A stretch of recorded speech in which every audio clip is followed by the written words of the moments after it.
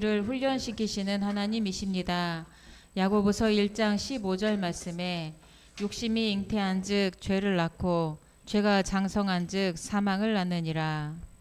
내 원대로 내 맘대로 되지 않는 일 앞에서 내 이름이 내 얼굴이 창피당하는 것이 괴로워 사슬에 온몸이 묶인 괴물처럼 울부짖었습니다. 사람들의 입과 귀에 눈에서 나오는 멸시와 비난의 화살들에 심장이 뚫린 듯 괴로워합니다. 아, 나는 진짜 내가 하나님인 줄 아는구나.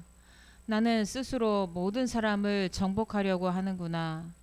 내 원대로 되어야만 마음이 기뻐지는 자구나. 나의 실체를 발견하고는 놀라서 기가 막힙니다. 너는 죽어야겠구나. 너는 사망 외에는 답이 없구나. 내가 나에게 스스로 사망을 선고합니다. 내가 나야에게는 답이 없습니다. 그것은 끊임없이 자신의 욕심을 채우고자 모든 것을 이용합니다. 하나님도 이용하고 사람도 이용하고 일들도 이용하고 자기 자신도 이용해서 괜찮은 나를 만들어 자기 이름을 드러내고자 합니다. 아버지는 이런 나 대신 십자가에서 죽으셨습니다. 죽는 것 외에는 방법이 없는 나 대신 죽으셨습니다. 그리고 이것을 믿는 자 안에서 새로운 존재를 창조해 주십니다. 이제는 살았습니다. 아버지의 나라에서 나는 다른 존재로 태어났습니다. 이 육신을 벗기까지 옛자아는 악착같이 따라다니며 스스로 왕이 되라고 나를 괴롭히겠지만 내 안에 창조되고 있는 새 자아가 있으므로 기뻐하며 견딜 수 있습니다. 우리를 이 땅에서 아들로 근실히 훈련시키시는 아버지 감사합니다. 예수님의 이름으로 기도합니다. 아멘. 오늘 같이 나눌 말씀은 출애굽기 19장 4절에서 6절 말씀입니다.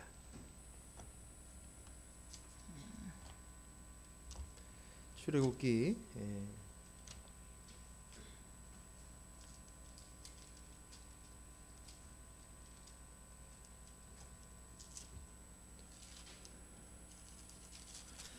출애굽기 19장 4절에서 6절 우리 교독하겠습니다. 제가 먼저 읽습니다. 내가 애굽 사람에게 어떻게 행하였음과 내가 어떻게 독수리 날개로 너희를 업어 내게로 인도하였음을 너희가 보았느니라. 세계가 다 내게 속하였나니 너희가 내 말을 잘 듣고 내 언약을 지키면 너희는 모든 민족 중에서 내 소유가 되겠고 너희가 내게 대하여 같이 읽습니다. 너희가 내게 대하여 제사장 나라가 되며 거룩한 백성이 되리라. 너는 이 말을 이스라엘 자손에게 전할지니라. 아멘. 제가 오늘 이 말씀은 그 야외 예배에서 할 설교를 하려고 이렇게 준비를 했었어요. 그러면서 들어오는 생각이 있었습니다. 뭐냐면 우리는 귀한 그릇, 또 값비싼 옷, 또 명품으로 가지고 있는 시계나 뭐 아니면 뭐 가방, 신발, 이것들에 대해서 우리는 그것을 잘 사용하기보다는 아끼고 그 한쪽에다 모셔놓고 사는 우리의 모습이 있는 것 같아요. 그런데 그런 생각들을 속에 이렇게 들여다보면 현재보다는 미래의 행복이 더 중요하다는 생각이 있기 때문에 우리 삶 속에서의 주어져 있는 현재에 있는 것들을 누리지 못하고 즐기지 못하는 것 아닌가라는 생각이 들어갑니다. 그런데 현재를 즐기지 못하는 사람은 그 미래가 현재가 되어도 마찬가지로 즐기지 못하고 지나치지 않을까라는 생각이 들어갑니다. 제가 못 쓰는 한자를 하나 써왔어요. 이 한자를 한번 무슨 한자? 장로님.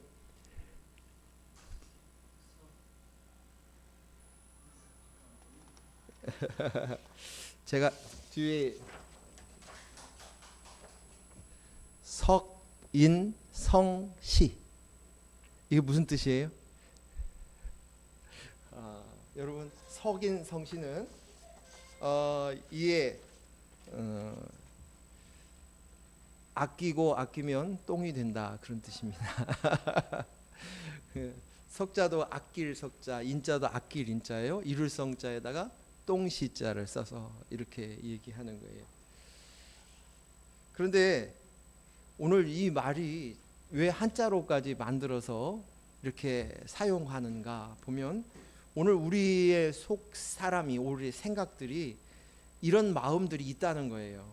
그래서 제일 좋은 옷은 언제 입느냐, 제일 값비싼 그릇은 언제 쓸 것인가, 그것은 나중에 더 중요한 날이 있을 때, 나중에 귀한 손님이 있을 때, 뭐 결혼식이 있을 때, 뭐 이렇게. 그래서 그날을 위해서 오늘은 그냥 좀 저렴한 옷, 허름한 옷을 입고, 그리고 좀 싸구려 옷을 입고 사는 거예요. 그런데 돌아가신 분을 유품을 정리하는 유품 정리사가 있습니다. 근데 유품 정리사들이 하는 이야기가, 대부분 돌아가신 분들을 이렇게 유품을 정리하다 보면 정말 좋고 귀한 것들은 대부분 한 번도 써보지 않고 모셔놓고 있다가 돌아가시는 경우들이 많다는 거예요.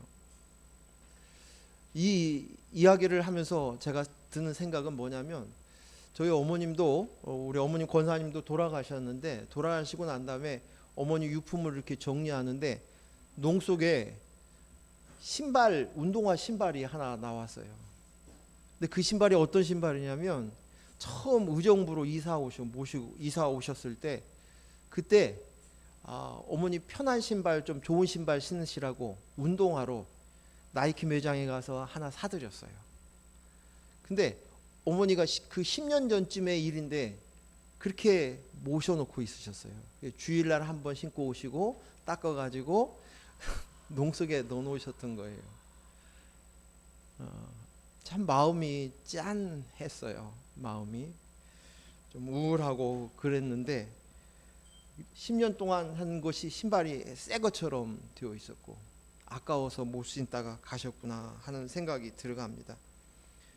우리는 안 좋은 것만 쓰고 안 좋은 것만 먹고 또 안 좋은 것만 입으면서 평생 안 좋은 것만 하다 보면, 어쩌면 우리의 인생은 안 좋은 인생으로 끝나버릴 수도 있다는 사실이에요. 이것은 비단 물건만을 이야기하는 것이 아니라 우리의 말이나 우리의 마음, 생각도 그런 것 같아요. 그래서 안 좋은 말, 좀 좋은 말만 쓰면 후회가 남지 않는데, 안 좋은 말만 쓰다가 어느 순간에 그 말을 아꼈다가 인생이 그냥 지나가고, 좋은 말, 좋은 생각이 아니라 좋지 못한 말, 부족한 생각, 거기에 머물러서 인생을 마감하는 경우도 있을 수 있다라고 생각이 되어집니다.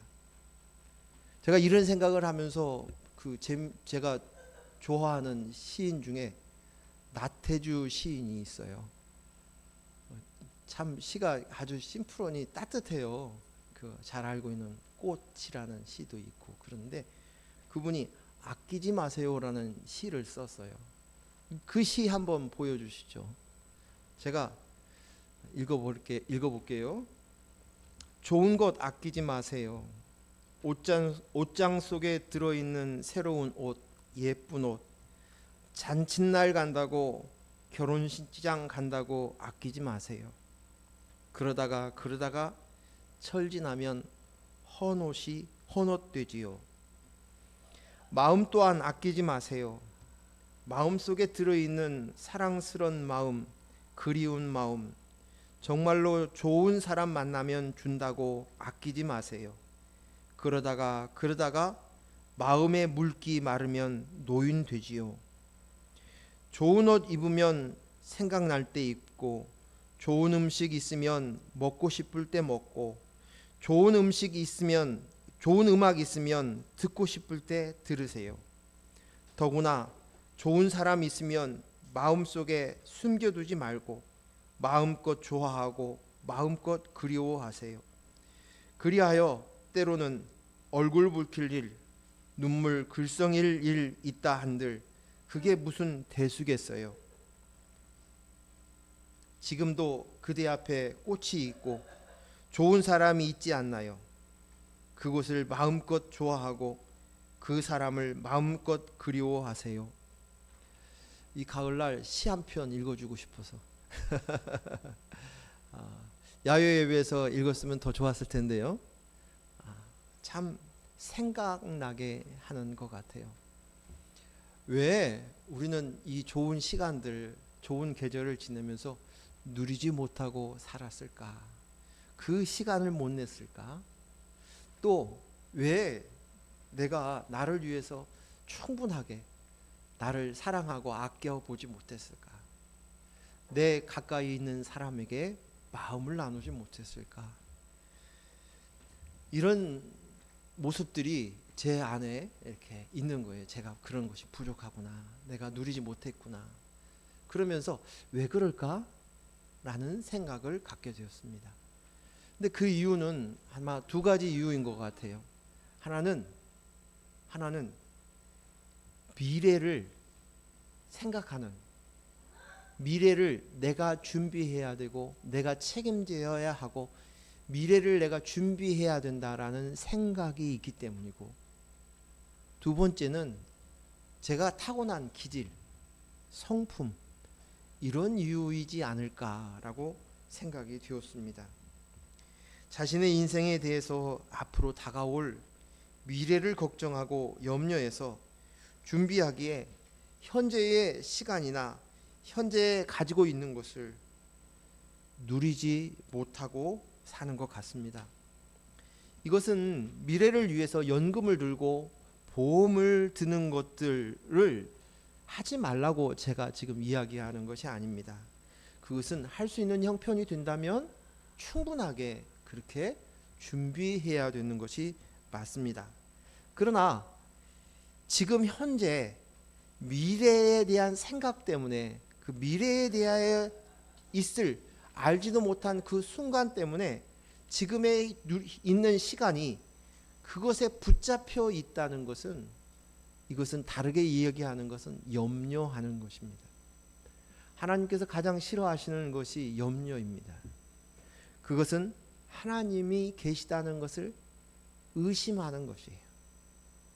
하나님이 이 땅을 주관하시고 우리를 인도하시고 하나님의 계획 속에 있다는 사실들을 우리가 잊어버렸기 때문에, 또 내가 내 인생을 책임져야 돼, 내가 나야 하는 생각이 있기 때문에 염려가 들어오는 것이에요. 그래서 하나님께서 우리에게 풍족하게 누리도록 주어져 있는 이 시간, 이것들, 이 일들, 이 사람들 앞에서도 누리도 즐기지도 못하는 것입니다. 시간은 하나님이 만드셨고 시간의 주인은 하나님이십니다. 그리고 그 시간 속에서 하나님은 우리에게 때를 정하시고 섭리하시고 운행하십니다. 아멘. 하지만 시간의 주인이, 우리는 자꾸만 그 시간의 주인을 잃어버리고 그 시간의 주인이 나인 것으로 생각하고 자기가 계획하고 자기가 준비하고 그리고 그대로 되어질 것이라고 찰떡같이 믿는 것 같습니다. 그러나 여러분, 돌아본 인생을 보았을 때 어디 내 계획대로 되어진 것들이 몇 가지나 있었습니까? 그럼에도 불구하고 우리는 그 시간의 주인이 나인 줄 알고 시간에 붙들려서 현재의 시간을, 하나님께서 허락하신 그 시간을 누리지 못하는 것입니다. 하나님께서 내게 주어진 이 시간, 이 순간은 하나님이 우리에게 허락하신 거예요. 나에게 허락하신 거예요. 나에게 주어진 것이에요. 중환자들이 있는 병원에 앉아 있는 그분들에게는 허락되지 않는 시간이 우리에게는 허락되어진 것입니다. 그리고 하나님께서는 우리의 인생에 있을 때마다 때가 있고 때를 정하셨다고, 하나님의 정한 때가 있고 그 때 속에서 우리의 인생을 사는 것이라고 말씀하십니다. 전도서 3장 1절에서 13절 말씀을 우리 같이 한번 읽도록 하겠습니다. 전도서 3장 1절에서 13절 교독할게요. 1절 먼저 읽습니다. 범사에 기한이 있고 천하 만사가 다 때가 있나니. 2절 읽으십시오.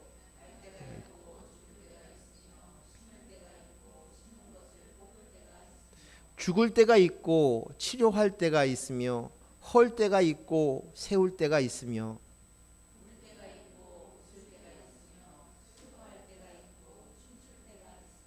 돌을 던져버릴 때가 있고 돌을 거둘 때가 있으며 안을 때가 있고 않는 일을 멀리 할 때가 있으며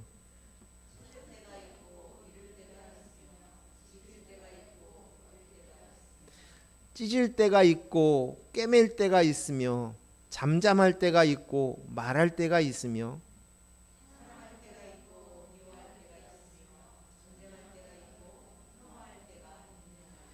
일하는 자가 그의 수고로 말미암아 무슨 이익이 있으랴.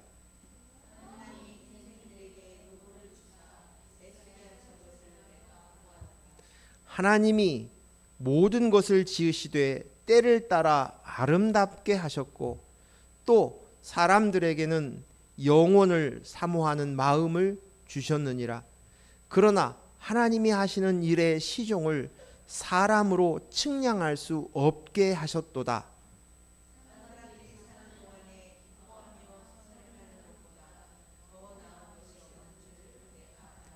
같이 읽습니다. 사람마다 먹고 마시는 것과 수고함으로 낙을 누리는 그것이 하나님의 선물인 줄도 또한 알았도다. 아멘. 1절에서 8절까지 때라는 단어가 무려 29번이나 기록되어 있습니다. 하나하나 이야기의 때에 대해서 얘기를 하면 다음 기회가 있으면 들춰볼 수 있었으면 좋겠고요. 어쨌든 이 때를 29번이나 반복해서 오늘 이 전도서의 기자가 전도서의 기자를 통해서 하나님께서 말씀하신 것은 두 가지의 우리에게 깨닫게 하시는 것이 있습니다. 우리가 확인할 수 있는 것은 하나는 하나님께서 인생의 모든 때를 계획하시고 허락하시는 섭리, 그 시간 속에서 있다는 것이, 하나님께서 모든 이 때를 하나님 주관하시고 또 그 때를 우리에게 되어졌다면 그것은 하나님의 허락 속에 있다는 거예요. 그 시간이 하나님이 주셨다는 것이. 두 번째는 때를 반복해서 쓰는 것은 이 뉘앙스 속에서는 빨리빨리 인생이 이렇게 지나간다는 거예요. 빨리빨리 흘러간다, 이것입니다. 우리가 하나님의 주신 시간에 지나가면서 살고 있는 것이 인생인 거예요. 그 때를 하나씩 지나고 또 앞으로 남아져 있는 그 기간도 하나님이 정하신 그 때를 지나친다는 거예요. 그 때를 지나서 오늘 현재에 왔고 또 이 때가 또한 지나가는데 앞으로 올 그때도 지나갈 것이고 그때는 빠르게 지나갈 것이다 라고 이야기하는 것입니다.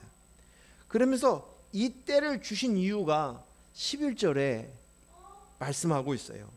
11절 한 번만 더 읽겠습니다. 같이 읽습니다. 하나님이 모든 것을 지으시되 때를 따라 아름답게 하셨고 또 사람들에게는 영원을 사모하는 마음을 주셨느니라.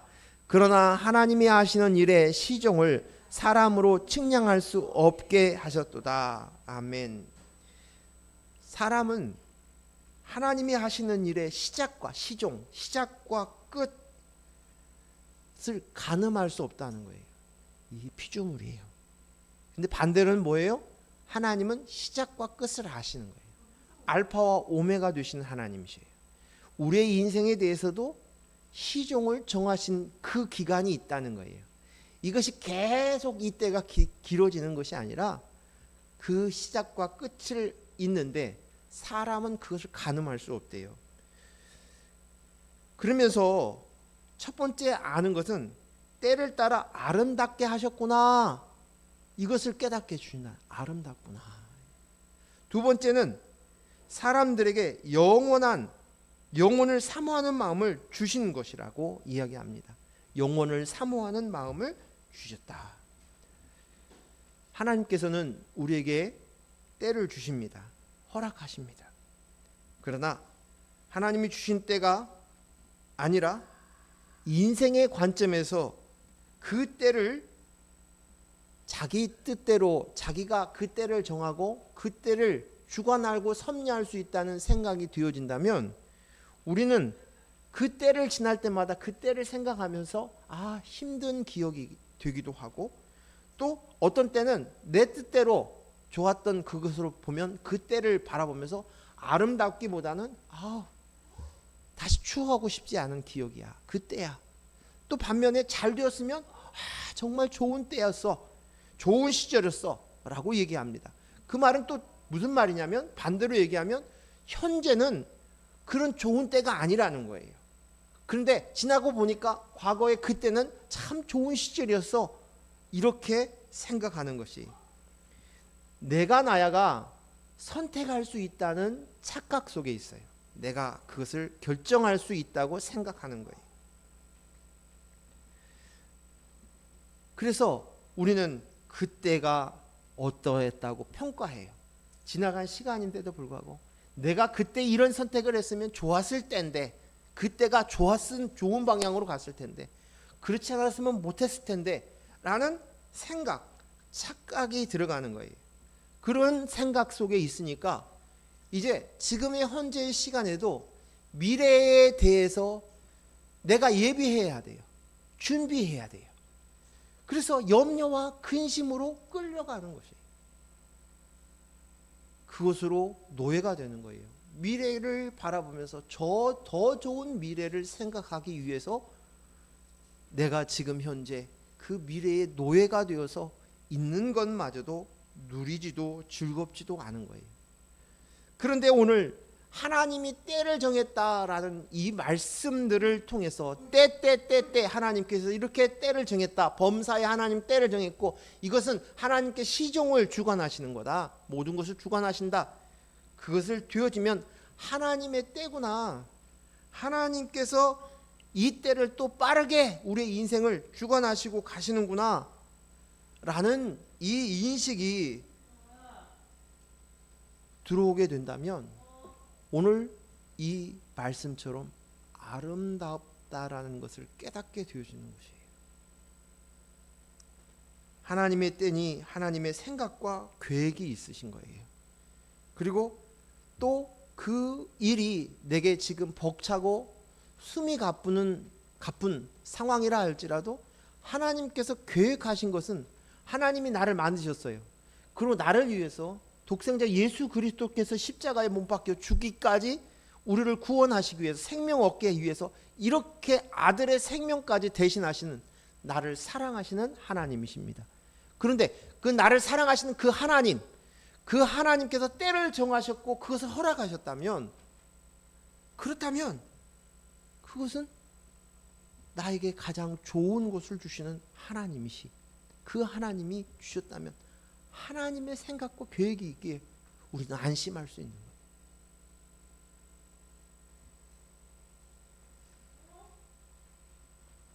하나님께서 이 모든 때를 만드신 것은 우리에게 생명을 주시기 위해서 영생을 주시기 위해서 우리를 영생의 삶을 살 수 있도록 훈련시키기 위해서 허락하신 것입니다.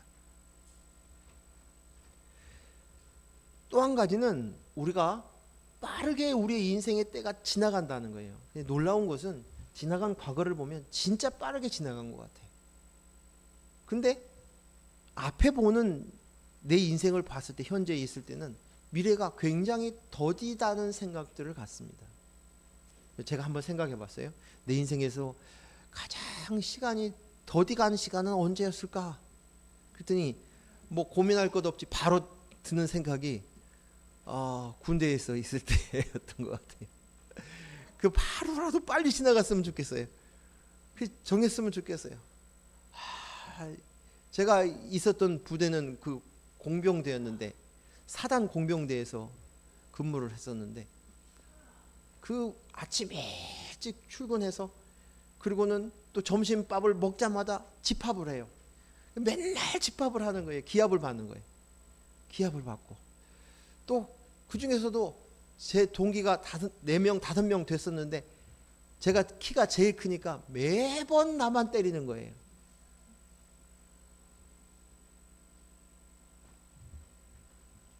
한 번은 제 목 울대를 맞았어요. 목에 울대를 이렇게 콱 치는데 순간 숨이 콱 멈추니까 기가 팍 가라앉더라고요. 이게 무서운 것이구나. 그때는 진짜 긴 시간이었어요. 근데 우리가 물리적으로 봤을 때 그 시간은 똑같은 시간이었어요. 근데 그 시간은 하나님이 허락하신 때였어요. 그리고 지나서 보니까 그때가 참 귀했다라는 생각을 갖게 되어집니다. 그래서 이것을 통해서 뭘 가르쳐 주시냐면 영원을 사모하는 마음을 주시는 것이 목적이라는 거예요. 하나님께서 그것으로 인해서 인식하게 되는 거예요. 이 말을 다르게 얘기하면 하나님을 사모하는 마음, 하나님께 소망을 두는 마음, 하나님이 아버지시구나, 내가 아버지의 나라가 있구나, 그 영생의 삶이 있구나, 그리고 그 나라를 소망하는 마음을 주셨다는 거예요. 우리는 인생을 사는 자가 아니라 영생을 사는 삶을 살고 있는 우리들입니다. 그런데 자꾸만 우리는 인생에 붙들려 사는 거예요. 하나님께서는 우리에게 예수 그리스도를 통해서 영생을 주셨고 영생의 삶을 살라고 얘기하는데 우리는 자꾸만 그것을 망각하고 내 인생을 살고 내 인생이 어떻게 하면 잘 될까? 잘 풀릴까? 복될까?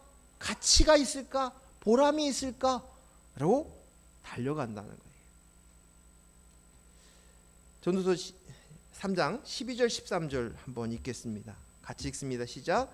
사람들이 사는 동안에 기뻐하며 선을 행하는 것보다 더 나은 것이 없는 줄을 내가 알았고 사람마다 먹고 마시는 것과 수고함으로 낙을 누리는 것이 하나님의 선물인 줄 또한 알았도다. 아멘. 사람들이 사는 동안 기뻐하며 무엇을 행하는 것보다 선을 행하는 것보다 더 나은 것이 없는 줄 아는. 여기에 선이 뭐예요? 선? 우리가 정의했죠. 하나님의 말씀대로 뜻대로 되어지는 것이. 그러면 우리에게 하나님의 뜻대로 이루어진다는 그것은 뭐냐면 하나님의 영, 하나님 보내주신 예수 그리스도를 통해서 보내주신 그 영, 그래서 우리는 그리스도의 영이라고 하죠. 그리스도의 영이 내 안에 거하여서 우리가 성전이 되어졌을 때, 사람이 온전한 사람이 되어졌을 때, 그때 하나님의 뜻대로 보기에 심히 좋았더라 하나님 보시기에 그 선을 이루는 것이 우리에게 가장 중요한, 선을 행하는 것보다 더 나은 것이 없다는 거예요. 이것이죠. 이것을 이뤄가는 것이 목적이라는 거예요. 이 때를 주시면서 이것을 비로소 아는 거예요. 선이 이것이구나. 그것을 아는 것이에요. 그런데 오늘 인본의 관점에서 보게 되면 자꾸만 어떻게 되어지냐면 다른 사람과 비교하면서 자신의 행불행을 결정해요. 다른 사람과 비교했을 때 저 사람이 나보다 나으면 내가 불행해지게 느껴져요. 이것은 인생을 사는 자의 모습이에요. 그것으로 가치를 만드는 거예요. 그런데 오늘 하나님께서는 우리를 각기 다르게 만드셨어요. 그리고 다른 모양으로 살아가도록 하십니다. 그리고 그 상황의 그 모양 모습 속에서 모두 다 한 가지 목적을 향해 가게 했어요. 다 모양은 다르지만 한 가지 목적이 뭐예요? 선을 이루게 하시는 것이. 그 선이 뭡니까? 그리스도의 영이 나입니다.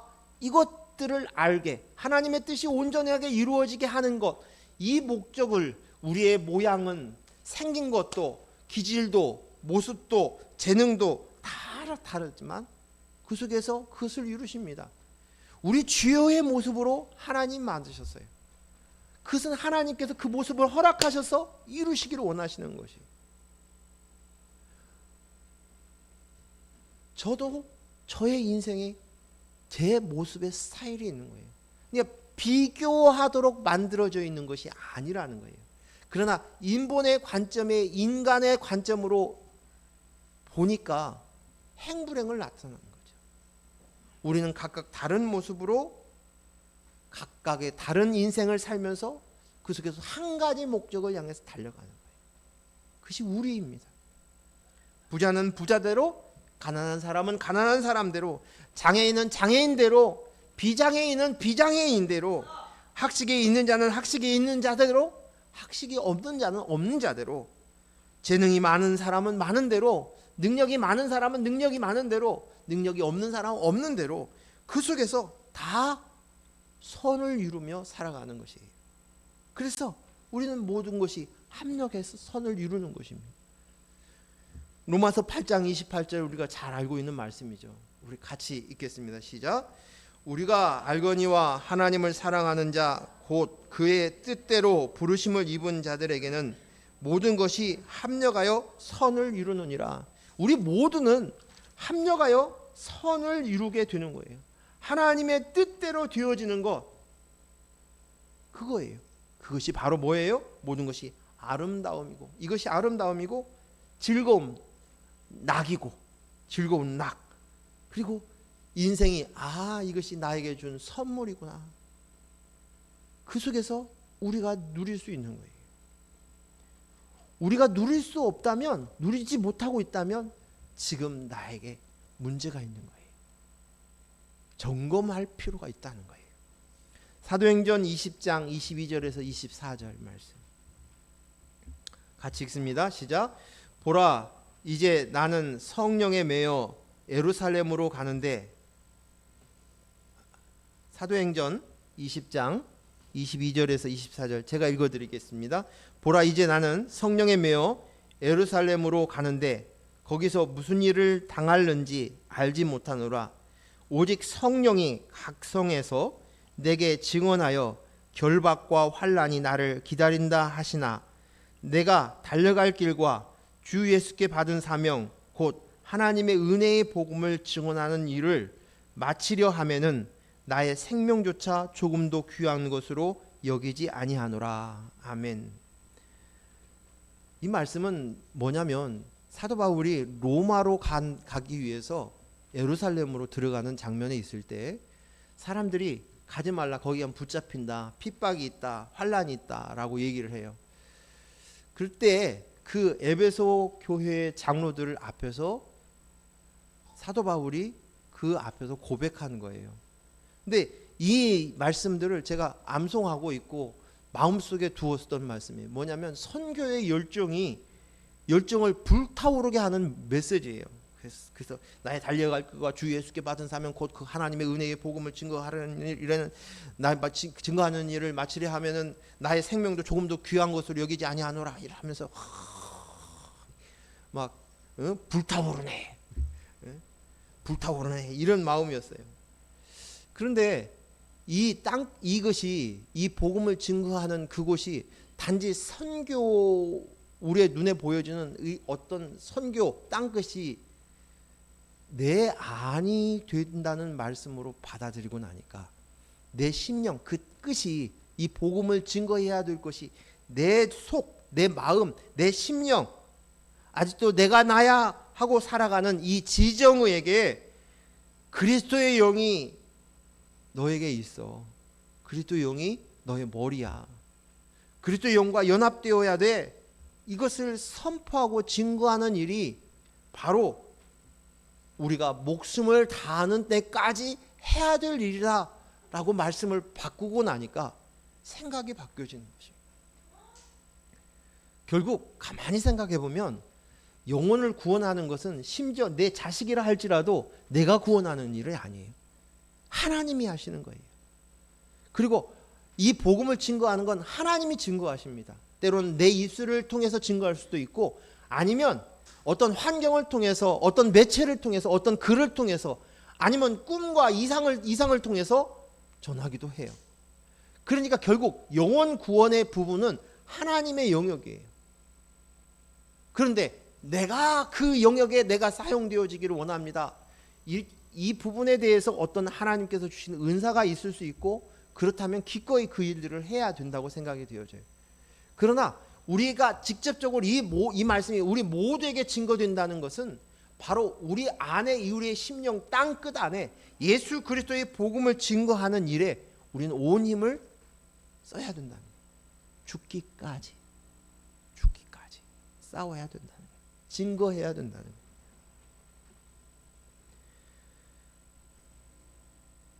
내가 뭔가 어떤 행위로, 율법으로 무엇을 해야만 하나님이 기뻐하신다, 그리고 내게서 어떤 열매가 나와야만 그것이 상급이 있다라고 생각하는 그 행함으로 하나님 앞에 서려고 하는 이 모든 것들이 내가 나야 인본에서 나온다는 것을 우리가 깨닫고 직시하고, 내가 왜 누리지 못할까? 지금도 혹시 그것 때문에 내가 또 하나님 노릇하면서 인본으로 내가 세상을 바라보기 때문에, 인생을 내가 주인이라고 생각하고 착각하고 있기 때문에 그러지 않은가 한번 면밀하게 살펴봐야 된다는 거예요. 전 지난주에 그런 것 같아요. 저하고 같이 사는 사람이 특히 한 주 동안 훈련을 많이 받았어요. 훈련을 하는 것을 이렇게 보면 그전에는 드러나지 않았던 그 모습이, 내가 나야가 막 나온 정체가 드러나고 나니까 힘들어하는 거냐. 내가 이 모양이었구나. 내가 나야가 지금 내가 지금까지 살아왔던 것이 내가 나야였구나. 이것을 인식하고 나니까 너무 괴로운 것이죠. 내가 왜 바라보면서 이 자연을 보면서, 이 계절을 보면서 왜 누리지 못할까?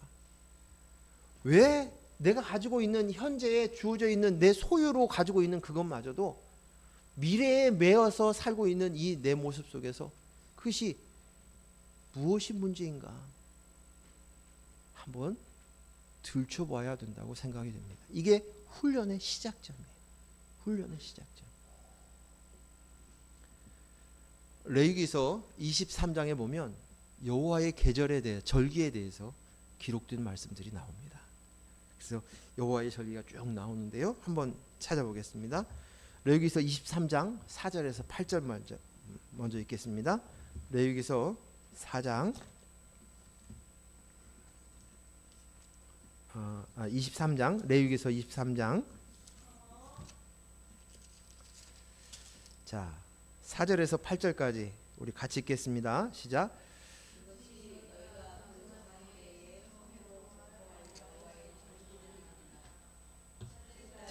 열 나흘 유월절이요 이달 15셋 날은 여호와의 무교절이니 이래 동안 너희는 무교병을 먹을 것이요 그 첫날에는 너희가 성회로 모이고 아무 노동도 하지 말며 너희는 이래 동안 여호와께서 화제를 드릴 것이요 일곱째 날에도 성회로 모이고 아무 노동도 하지 말지니라. 아멘. 여기 보면 절기를 이야기하는데 여호와의 절기다라고 얘기합니다. 보통 우리가 얘기할 때 이스라엘의 절기다 이렇게 얘기를 해야 맞는 것 같은데, 여호와의 절기다라고 얘기하면서 절기를 지금 7개를, 이스라엘이 가지고 있는 절기 7개를 하는 거예요. 그 이후에 물론 이제 불임절이나 이런 것들이 더 추가가 되지만, 여기에 보여지는 이 레위기서에 나와 있는 이스라엘이 지켜야 될 절기를 이야기할 때 여호와의 절기다라고 표현하고 있어요. 하나님의 절기래요. 성경에 나와 있는 절기는 보통 유월절을 기준으로 해서 얘기해요. 근데 이게 6월절이 3월, 4월 14일을 기준 정도 우리 태양력으로 생각하면 그때부터 시작이 되는데요. 그 6월절 그리고 6월절 가까이 붙어 있는 것이 뭐냐면 무교절이에요. 무교절 끝이 뭐냐면 초실절이에요. 그리고 초실절 다음에 7주를 7번 다면 오순절, 칠칠절, 맥추절이라고 하는 그 오순절이 있어요.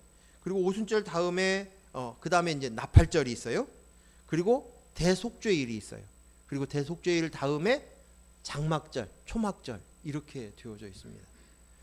이렇게 절기를 쭉 기록되어 있는데 이 절기는 여호와의 절기다라고 이야기하는 거예요. 하나님께서 너희가 지켜야 된다라고 하는 이 절기는 하나님께서 우리의 인생의 모든 플랜을 짜고 있고 이것을 계획하고 있어 이것을 가르쳐주기 위한 시기 절기라는 것이에요. 사람은 그 절기를 정했을 때 보면 광복한 날, 광복절 8월 15일 그 지나고 난 다음에 그 날을 정해요. 그렇죠?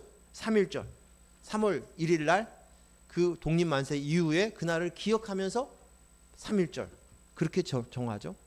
생일날 내가 태어났어요. 그래서 생일날을 기억하면서 우리 가족끼리 절기를 지키는 것이 어머님이 돌아가신 날 그날을 우리는 기억하면서 그날 같이 추도 예배를 드립니다. 그런데 오늘 하나님께서 주신 이 절기는 하나님께서 미리 말씀하셨어요. 내가 이 일을 행할 거야. 그러니 너희가 이 날을 지켜라고 얘기를 해요. 그러면서 오늘 6월절을 처음 우리가 읽은 이 말씀의 6월절인데 이 6월절은 여호와의 6월절이다라고 얘기해요. 여호와의 6월절이다 말씀하시는 것이. 그러니까 이 모든 절기는 하나님께서 놀라운 예정 가운데 내가 할 거야를 가르쳐 주시고 이렇게 진행이 되어지는데 이 예정 가운데 있는 때가 뭐냐? 이 절기가 뭐냐? 하나님께서 이 절기는 이 시간들은 이 때는 구원의 시간표라는 거예요. 하나님의 계획표를 말씀하시면서 이것을 지키라라고 말씀하시는 거예요. 창세기 1장 14절 말씀 읽겠습니다. 창세기 1장 14절 말씀 같이 읽습니다. 시작.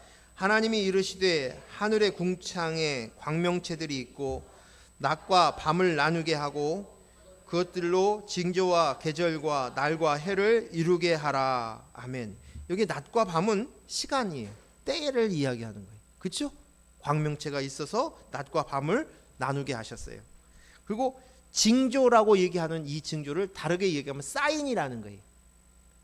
절기.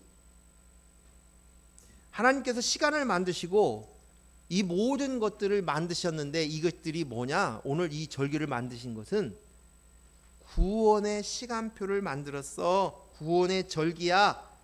하나님께서 이런 계획을 통해서 너를 만들 거야. 이끌 거야. 여호와께서 너희를 이렇게 구원할 거야. 라고 얘기하시는 것이에요. 그렇다면 뭘 얘기하냐면 하나님의 놀라운 애정 계획 가운데 내가 지금 살고 있다는 거예요. 그 때를 살고 있다는 거예요. 지금 내가 지금 어느 때인지는 모르지만 내 인생의 한 때를 지나가고 있어요. 그런데 그 때가 하나님의 정한 시간표 계획 속에 있다는 거예요.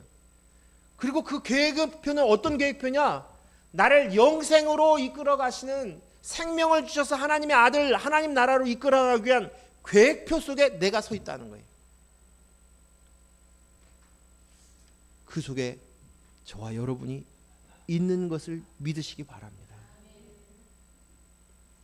놀랍지 않아요? 안정감이 있지 않아요?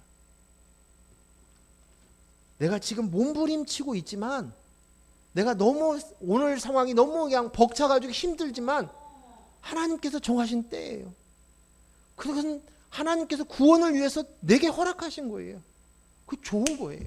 즐기는 거예요.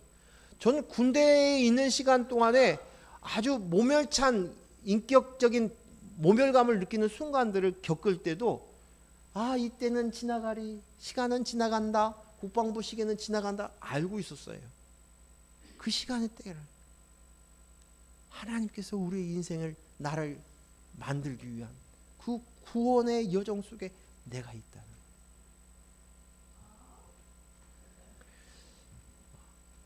오늘 이 레위기 23장에 보면 절기가 이제 7개의 절기가 있지만 크게 절기로 얘기하면 3개의 절기를 이야기하려고 해요. 하나는 유월절, 유월절 무교절이 같이 연결이 6월절을 기준해서 7일 동안 하는 게 무교절이죠. 6월절. 그 다음에 이제 77절, 오순절, 그 다음에 초막절. 이것만 보려고 합니다. 6월절은 예수 그리스도의 보혈로 우리가 구원받는 거예요. 내가 어떤 공로로 인해서가 아니라 10번째 재앙이었던 문설주에다가 어린 양을 잡고 그 어린 양의 피를 대신 바르면 너희를 생명을 허락한다는 거예요. 생명을 주시겠다는 거예요. 그렇지 못한 이들은 모두 다 죽는 거예요. 장자는 대표를 의미하는 거예요. 그래서 모든 장자를 다 죽였어요. 그러나 어린 양의 피가 있는 자들은 그 이제 생명을 허락하시겠다는 거예요. 그리고 7일 동안 무교절을 지내는 거예요. 무교절은 뭐예요? 누룩이 없는 거예요. 이제 너에겐 죄가 없어. 죄가 없어. 그래서 6월절에서 무교절 일주일 동안 지내는 거예요. 너 죄가 이제 없어졌어. 예수 그리스도의 보혈로 깨끗해졌어. 내가 구속받았어. 이것을 가르쳐 주는 거예요. 그리고 그 다음 절기로 들어가서 이제 무교절 지나고 나서 77절이에요. 7번. 7일이 7번. 완전 숫자예요. 그 반복해서 썼어요. 그래서 오순절이 되는 거예요. 근데 이 오순절에 또 다른 얘기가 뭐냐면 77절, 오순절, 맥추절이 같은 절기예요. 같은 말이에요. 맥추절이는 뭐냐면 그때 심었던 씨앗이 첫 열매를 맺는 시기가 맥추절이에요. 즉 다시 말해서 오순절 되어지는 그때는 성령께서 우리에게 들어오신 거예요. 하나님의 씨, DNA, 그리스도의 영 우리 안에 거하시는 거예요. 오순절 다락방의 사건을 설명하고 있는 거예요. 그때가 온다. 이제 예수 그리스도의 피로 너희가 깨끗해졌어. 그 다음에 이제 그리스도의 영이 너 안에 들어와. 이것을 가르쳐줘요. 근데 그것이 77 완전 숫자 2개를 반복해서 써서 완전한, 온전한, 더 이상 필요 없어. 퍼펙트한 그리스도의 영을 너에게 줘. 이 얘기예요. 그게 오순절이. 레위기 23장 15절, 16절, 19절 봅시다. 15, 16, 19절 읽겠습니다. 레위기서 시작. 안식의 이튿날 곧 너희가 요제와 곡식단을 가져온 날부터 세워서 7 안식일에 수요를 채우고 16절 7 안식일 이튿날까지 합하여 50일을 계수하여 새 소제를 여호와께 드리되 19절 또 소염소 하나로 속죄제를 드리며 1년 된 어린 순양 2마리를 화목제로 드릴 것이요. 아멘. 속죄제. 예수 그리스도의 속죄함으로 너가 됐어. 이제 그리스도의 영이 나이가 되어진 것이 이거예요. 또 이제 예수께서 우리와 하나님과 우리 사이에 막힌 담을 허셨어요. 화목하게 만드셨어요. 예수 그리스도의 피로 말미암아 이 덕분에 너에게 열매가 있게 됐어. 그리스도의 영이 너 안에 임하게 되었어. 이것을 가르쳐 주시는 거예요. 이거. 자, 그 다음에 이제 초막절을 보겠어요. 초막절. 레위기 23장 34절에서 36절까지만 읽겠습니다. 뒤에를 읽어야 되는데 이것만 읽습니다. 시작. 이스라엘 자손에게 말하여 이르라. 7째 달 15셋 날은 초막절이니 여호와를 위하여 1회 동안 지킬 것이라. 첫날에는 성회로 모일지니 너희는 아무 노동도 하지 말지며 1회 동안에 너희는 여호와께 화제를 드릴 것이요 8째 날에는 너희는 성회로 모여서 여호와께 화제를 드릴지니 이는 거룩한 대회라. 너희는 어떤 노동도 하지 말지니라. 아멘. 노동하지 말라는 말은 뭐예요? 안식하라는 거예요. 안식하라는 거예요. 자, 초막절은 뭐예요? 광야에서 이스라엘 백성들이 40년 동안 광야에 있었어요. 근데 그때 어디에 거했어요? 초막에 있었어요. 근데 그 시절을 너희가 기억하라는 거예요. 광야의 40년 동안 인생의 광야라고 얘기를 해요. 그때 우리가 깨달아야 할 것이 뭐냐면 그 시기에 불기둥과 구름기둥과 하늘에서 만나를 주셔서 우리를 먹고 입이시고 지키시고 보호하셨어요. 그렇게 인생 가운데 있어요. 우리가 아무리 죽을 것 같은 그런 코너 속에 있다 할지라도 하나님께서 먹이시고 보호하시고 지키시고 인도하셨어요. 구름기둥이 가는 대로 우리가 따라서 가도록 하신 거예요. 그 기간을 너희가 기억하라는 거예요. 지금 인생 기간 코너 때때마다 시간마다 그것을 알라는 거예요. 그러면서 또 한 가지 알 것은 뭐냐면 너희의 본체가 뭐냐, 너희의 실체가 뭐냐면 초막이라는 거예요. 초막. 텐트. 우리는 그릇에 불과해요. 빈 건물에 불과해요. 그런데 그곳에 뭐가 들어와서 성령, 그리스도 영이 되어서 성전이 된 것이에요. 아, 나는 육이구나. 나는 겉껍데기구나. 내가 초막이구나. 이것을 인식시키는 기간이에요. 40년 동안 이것을 기억하는 것이, 이것이 바로 훈련이에요. 훈련. 우리의 인생을 하나님께서 훈련하는 시간이에요.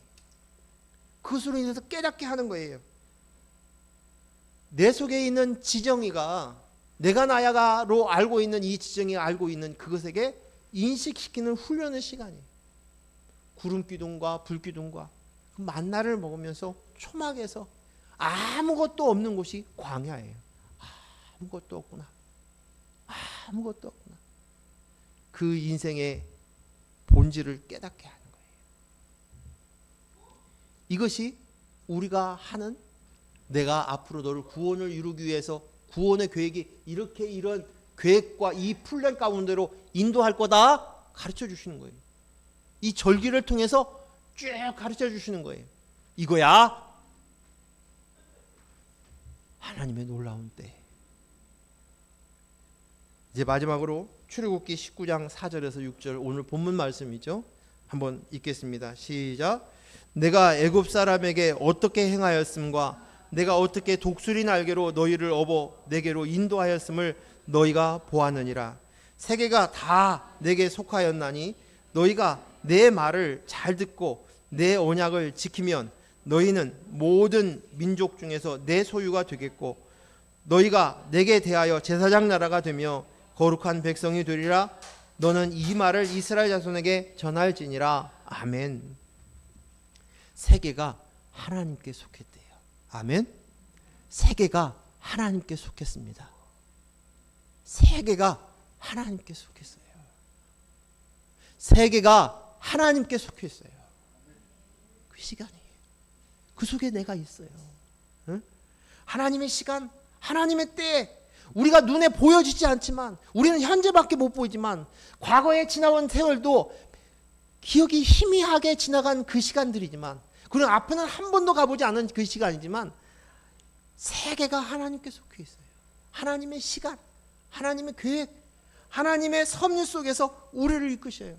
그래서 그 속에서 이것을 이루기 위해서 하나님께서는 기꺼이 독생자 예수 그리스도를 십자가에 오르게 하셨어요. 우리를 하나님과 우리에서의 관계 막힌 담을 흐시고 관계를 맺게 만드신 거예요. 사랑을 주시기 위해서 그 일을 행하신 거예요. 그리스도의 영을 주셔서 이제 하나님과 화목하게 되었어요. 그리고 이젠 우리는 이 광야의 시간 속에서, 인생의 광야에서 훈련을 합니다. 자주 넘어지기도 하고 또 넘어졌다가 또 넘어졌어요. 일어났는데 또 넘어졌어요. 자꾸만 뭐예요? 내가 나야가 본색이 드러나는 거예요. 형편없는 것이 바로, 아, 난 왜 이 모양인가? 내 형편없는 모습들 앞에서 내 스스로가 내가 미운 거예요. 그런 순간들을 얼마나 넘어가는지 몰라요. 그런데 그 시간 속에 있지만 이 시간이 하나님이 계획 속에 있는 거예요. 플랜 속에 있는 거예요. 그리고 그 계획 속에서 하나님이 섭리하시며 나를 이끄신다는, 그냥 안정감이 느끼는 거예요.